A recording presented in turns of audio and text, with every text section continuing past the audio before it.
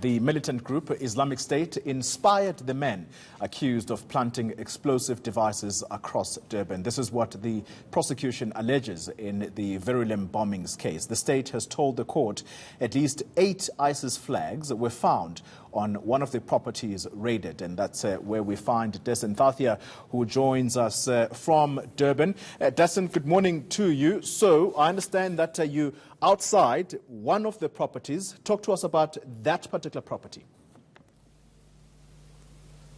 Well, Koli, that's right. The last time we spoke, we were at another property, which is about less than 5 minutes away from where I am now. Now, that particular residence was the one that the state is alleging was used as a training facility. That's where those 8 flags were allegedly found, as well as other propaganda. They say that there was a manual there that was that displayed instructions on how to make a bomb. But it's here, the home that you see behind me, where the state says that these accused were hiding out. Even accused number 1, the so-called ringleader of the syndicate, had apparently lived here, and his co-accused were also here with him at the time that the Hawks raided this house. So the allegations are certainly very serious. This has come out in the state's affidavit in the bail application of the 11 accused. There are now currently 12 accused after charges against 7 of the original accused were withdrawn, and 1 man was granted bail last week.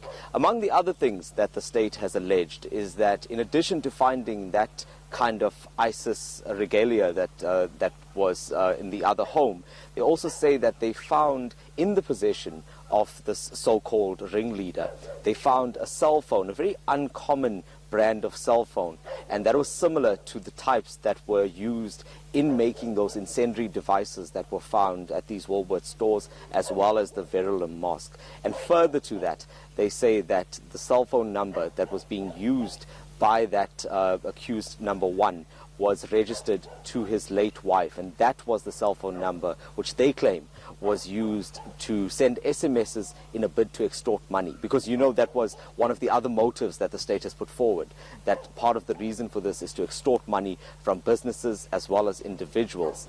And they say that all of this falls under the banner of ISIS, in that these accused were allegedly following the teachings of ISIS and practicing a type of financial jihad, which basically dictated that they would have to make so-called non-believers suffer financially.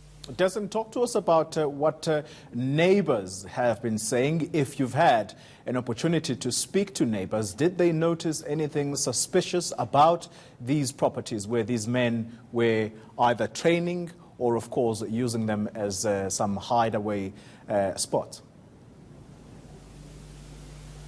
And that's just the thing, Koli. Although there aren't too many of the neighbors around now during the day, I imagine some of them are at work. You know, as much as you don't expect there to be a banner outside the home of an accused or some kind of arrow pointing there, the one thing that I must mention is that these homes are fairly nondescript. And I think in many instances like this, you would find that these alleged illegal activities take place within the walls of these homes without drawing too much attention to what's going on the outside. And that certainly seems to be the case, because here, if you look at the seriousness of the state's allegations, including kidnapping, there was allegedly a man that was kidnapped by this group that was being held at this property behind me. And it was when the Hawks raided the home that they found him there, malnourished. And what the state is saying in this instance is that they were planning to extort money from him. And that would be one of 2 cases. There is another case that we actually did an interview on with the victim in that case, where he says that he underwent a similar type of experience where he was taken in July, and the group had allegedly tried to extort about 250,000 rand from him. And they hadn't been able to get that money from the victim that was found here. But this is just some of the nature of some of the crimes that this group is allegedly behind. Yes, and just as a last question to you, if convicted on a terrorism charge, what do the laws in South Africa dictate as the sentence? I imagine it's got to be a heavy sentence. No, certainly, Koli, because the implications here are really far-reaching, and the state, for the first time, has really laid bare the details of how serious this is. Prior to this, it was downplayed to a certain extent, and I guess that can be understood from the police perspective, because the last thing you would want as an investigating team is to cause panic.